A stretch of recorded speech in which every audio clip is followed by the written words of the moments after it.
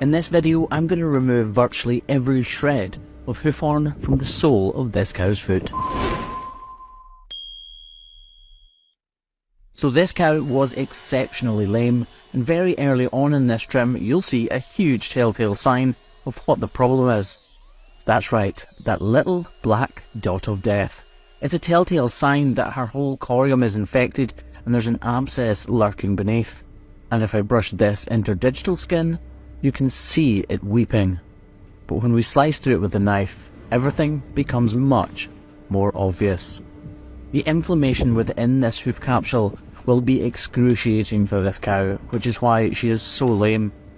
I'm going to go ahead with the knife and the grinder to remove as much of this overburdening and detached hoof horn as I need to in order to set her on the road to recovery.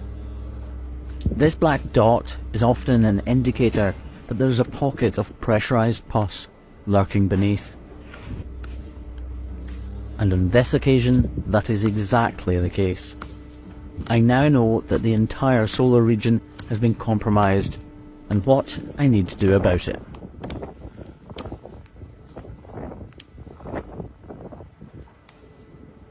Although I know there's a cavity hidden beneath this hoof horn, I don't know how deep in it is, I don't know exactly where the corium is, and therefore I need to go carefully.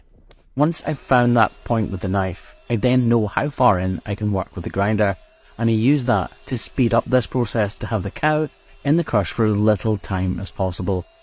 I can be very neat, very careful, and very delicate with this grinder, but it does remove large amounts of material at any one time, and it diminishes my visibility of the problem, which is why when we need to do finer details, we always return to the knife.